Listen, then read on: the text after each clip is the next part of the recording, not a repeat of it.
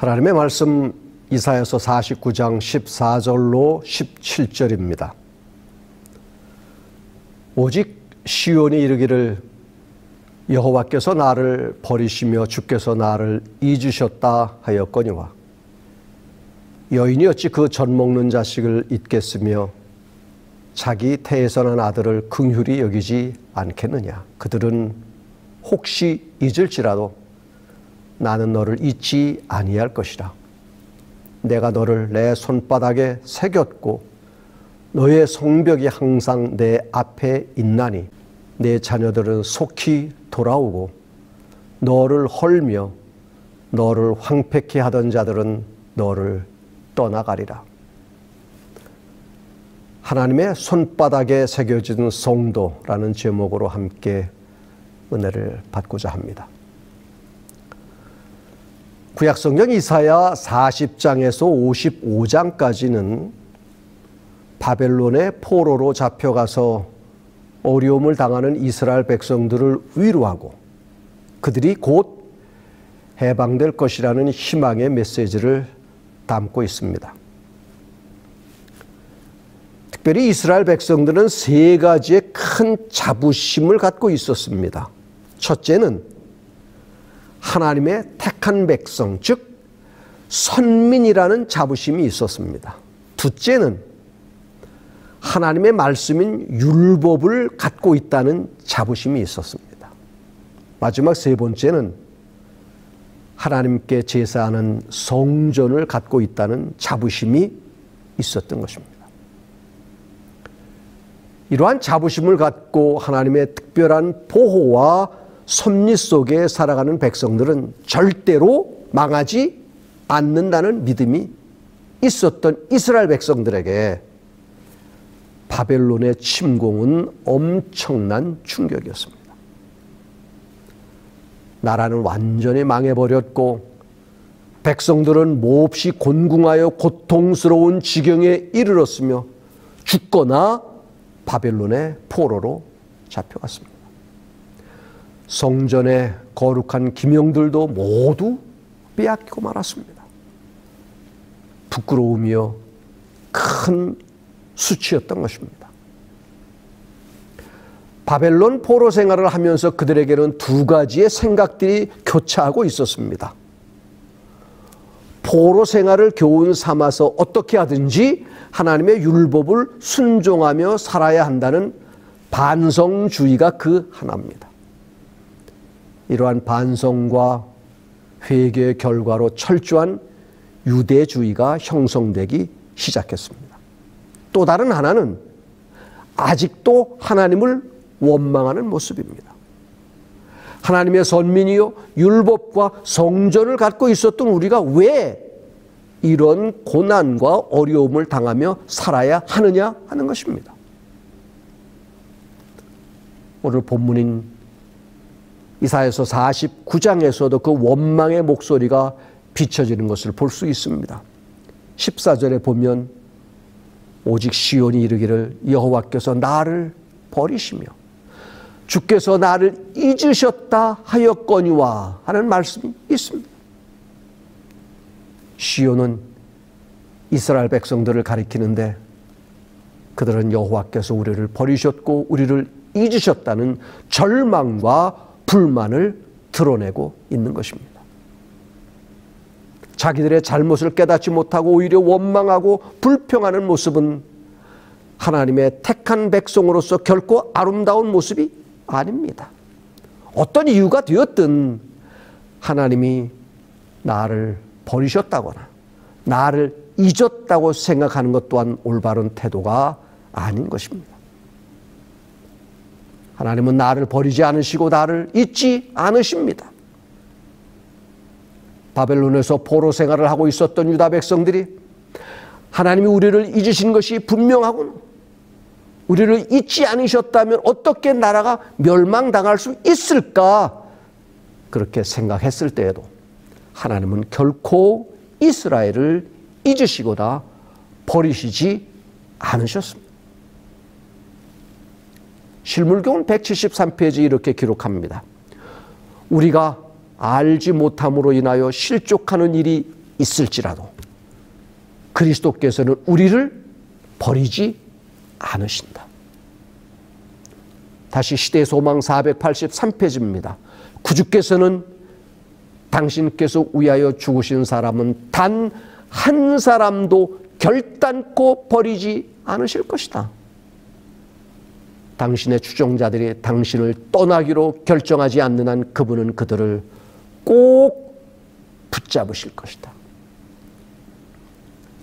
요셉이 형들에 의해 애굽의 노예로 팔려갔을 때 하나님이 나를 버리셨구나 그렇게 생각할 수 있었을 것입니다. 그러나 하나님은 결코 요셉을 버리신 것이 아니라 그가 후에 깨달은 대로 자기 가족을 구원하기 위하여 하나님의 섭리로 먼저 애굽에 보내신 것입니다.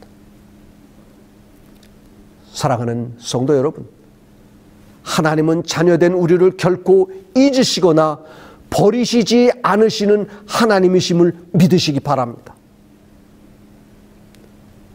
신앙생활을 하다 보면 때때로 이스라엘 백성들과 같이 하나님이 나를 버리셨어, 하나님이 나를 잊으신 것이 틀림없어 라고 생각할 때가 있습니다. 시편 10편 1절에도 여호와여 어찌하여 멀리 서시며 어찌하여 환난 때에 숨으시나이까. 시편 22편 1절에도 내 하나님이여 내 하나님이여 어찌 나를 버리셨나이까. 어찌 나를 멀리하여 돕지 아니하시오며 내 신음소리를 듣지 아니하시나이까. 그런데 사람은 누구나 할 것 없이 무엇이 잘 되고 형통할 때는 곧잘 하나님의 은혜다라고 말하며 하나님께서 복을 주셨다고 말을 합니다. 그러다가 뭔가 잘못되고 일이 꼬이기라도 하면 하나님이 나를 잊으시고 버리신 것은 아닌가 하며 하나님의 사랑을 의심하기 시작합니다. 나의 기도가 오랫동안 응답되지 않을 때 그런 생각을 하기가 쉽습니다. 나름대로 열심히 신앙생활을 한다고 했는데도 삶의 형편이 나아지지 않는다든가 하는 일마다 잘 되지 않을 때 절망 가운데 그런 생각을 하는 것입니다. 그런데 정말 하나님이 나를 버리신 것일까요? 잊으신 것일까요? 그래서 나의 삶이 어렵고 힘들고 시련을 겪는 것일까요? 예전에 미국의 한 중년 부부가 서로 사랑하며 행복하게 살았습니다. 그러다가 아내의 시력이 점점 나빠져서 마침내 수술을 받게 됐지만 불행하게도 실명을 하고 말았습니다. 그 후에 남편은 하루도 거르지 않고 같이 버스를 타고 아내를 직장까지 데려다 주었습니다. 어느 날 남편이 아내에게 서로 직장이 너무 머니 이제부터는 혼자 출근하면 어떻겠냐고 넌지시 물었습니다. 남편의 이 말은 아내를 몹시 섭섭하게 했습니다. 아니 섭섭함을 넘어 배신감까지 느꼈습니다. 그러나 남편의 단호한 결심을 알고 홀로 서기를 결심한 아내는 지팡이에 의지하여 혼자서 버스를 타고 출퇴근하기 시작했습니다. 처음에는 넘어지기도 하고 힘들었지만 한 2년 정도 지나자 오가는 길이 익숙해졌습니다. 그러던 어느 날 버스 운전기사가 부인에게 뜻밖의 말을 해주었습니다. 부인은 참 복도 많소. 부인이 직장 건물에 들어가는 순간까지 남편이 매일 지켜보고 등 뒤에서 손을 흔들어주며 보이지 않게 격려해 주니 말이요. 부인은 버스 기사의 말에 깜짝 놀랐습니다. 이 말을 듣는 순간 부인은 말은 안 했지만 그동안 남편에게 서운했던 마음이 눈 녹듯 녹아내리며 끝내 울음을 터뜨리고 말았습니다. 그동안 남편은 아내가 길을 가다가 장애물에 걸려 넘어지기로다 하면 달려가서 일으켜주고 싶었지만 참아야 했고 사랑하는 아내가 슬퍼하며 자신을 원망하는 모습을 보일 때면 괴로웠습니다. 매일 부인의 홀로서기를 돕기 위해 멀찍이 버스 뒷좌석에 앉아서 부인의 소리 없는 원망과 고통을 바라보며 미어지는 가슴을 쓸어내렸던 것입니다. 이 이야기에서처럼 때때로 우리는 이 부인과 같이 하나님에 대하여 의심을 하고 나를 멀리하거나 잊으신 것 같이 생각할 수도 있지만, 하나님은 때때로 나를 믿음의 사람으로 만들기 위해서 시련과 고통 중에 있는 나를 말없이 지켜보시며 어찌하든지 스스로의 믿음으로 다시 일어나기를 기대하시는 하나님이시기도 한 것입니다. 이것이 하나님의 사랑인 것입니다. 사랑하는 성도 여러분, 하나님은 절대로 여러분을 버리지 않으시고 잊지 않으신다는 사실을 믿으시기 바랍니다. 행여 어떤 이유에서든지 이런 생각이 든다면 그것은 마귀의 속삭임이며 유혹임이 틀림없습니다. 그것은 하나님의 사랑을 잘 알지 못하는 부족한 나의 생각이기에 그런 생각을 떨쳐버리시기를 바랍니다. 교회 보내는 권면 48페이지엔 이렇게 기록합니다. 예수께 와서 안식과 평안을 얻으라. 사단은 그대가 속절없는 상태이므로 축복을 받을 수 없다고 암시한다. 그러나 그대는 다음과 같은 말로 사단 앞에 예수님을 높여라. 나에게는 부활하신 구주가 계신다. 나는 그분을 믿는다. 그분께서는 나를 난처한 처지에 빠지도록 결코 버리지 않으실 것이다. 나는 그분의 이름으로 승리한다. 그분은 나의 의시며 나의 기쁨의 면류관이시다. 어떤 사람도 자기 상태가 절망적이라고 느끼지 말라. 그대는 죄가 많고 타락한 상태에 있음을 깨달을 수도 있다. 그러나 바로 그런 이유 때문에 그대에게는 구주가 필요하다. 독생자 예수 그리스도를 이 세상에 보내셔서 죽기까지 사랑하신 하나님의 사랑은 결코 나를 잊지 않으시고 버리지 않으신다는 표현인 것입니다. 오늘 본문에서는 이 사실을 더욱 실감 있게 말씀하고 있습니다. 내가 너를 아직도 잊지 않고 아직도 사랑하고 있다는 사실을 보여주기 위해서 하나님은 두 가지 비유를 말씀하고 있습니다. 첫째는 태에서 난 아들을 사랑하는 어머니의 비유입니다. 15절에 보면 여인이 어찌 그 젖 먹는 자식을 잊겠으며 자기 태에서 난 아들을 긍휼히 여기지 않겠느냐. 그들은 혹시 잊을지라도 나는 너를 잊지 아니할 것이다. 인간의 사랑 중에 최고의 사랑은 자식을 사랑하는 어머니의 사랑일 것입니다. 이 사랑을 뛰어넘을 인간의 사랑은 없습니다. 그런데 하나님이 우리를 사랑하는 그 사랑은 이 최고의 사랑을 뛰어넘는다는 것입니다.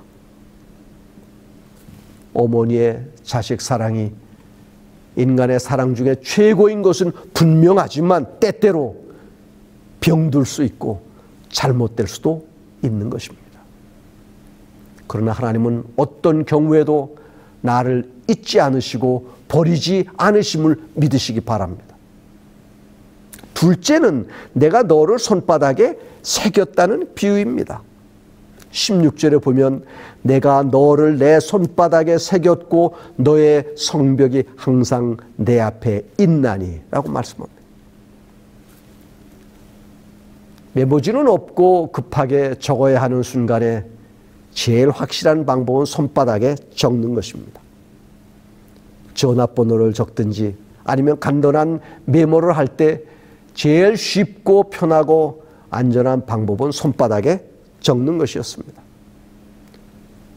볼펜으로 손바닥에 적으면 잘 지워지지도 않고 나중에 손바닥을 퍼보면 쉽게 찾을 수도 있는 것입니다. 오늘 본문의 말씀이 이와 비슷한 내용입니다. 그러나 오늘 본문을 잘 살펴보면 이런 일반적인 생각보다 더 귀한 사실을 발견할 수 있습니다. 먼저는 하나님이 우리를 손바닥에 쓰셨다가 아니라 하나님의 손바닥에 새겼다고 말씀하고 있습니다. 두 번째는 하나님의 손바닥에 나의 이름을 썼다가 아니라 너를 새겼다는 것입니다. 이 말씀 우리가 이해하기 쉬운 인간적인 표현으로 하나님의 사랑을 말씀하고 있는 것입니다. 이 말씀의 첫 번째 의미는 너는 나에게 가장 소중한 존재라는 사실을 보여주는 말씀입니다. 하나님이 나를 손바닥에 새겼다는 것은 내가 하나님의 가장 소중한 존재가 되었다는 것입니다. 가장 가까이에 있는 것이 손이요, 나의 시선이 가장 많이 머무르고 가장 쉽게 볼 수 있는 것이 손이요, 나하고 도저히 떨어질 수 없는 것이 손인 것입니다.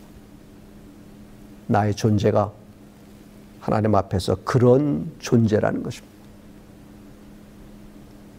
내가 너를 내 손바닥에 새겼다는 말은 나를 향한 가장 소중한 사랑 표현이요, 사랑 고백인 것입니다.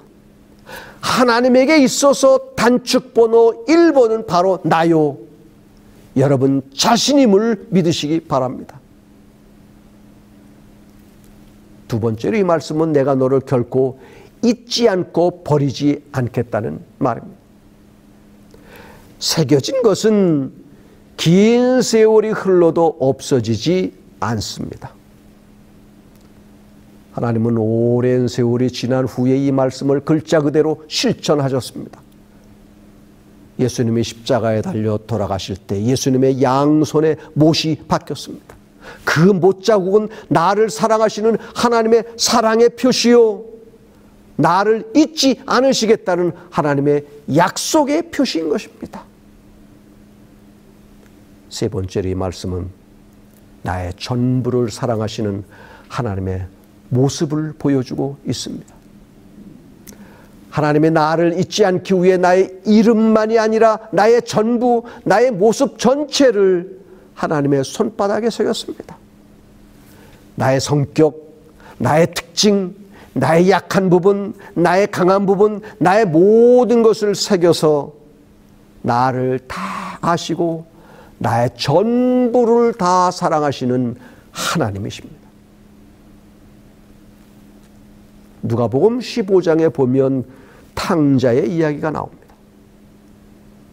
집을 떠난 탕자의 고생과 어려움과 절망은 전적으로 본인 자신이 저지른 일이기에 자신의 책임이었습니다. 그런 상황에서 아버지가 나를 버렸다고 생각하거나 나를 잊었다고 생각했다면 이것은 너무나 잘못 생각하는 것입니다. 아버지는 아직도 집 나간 아들을 포기하지 않았습니다. 아들을 잊지 않았고 아들이 돌아오기만을 기다리고 있었던 것입니다.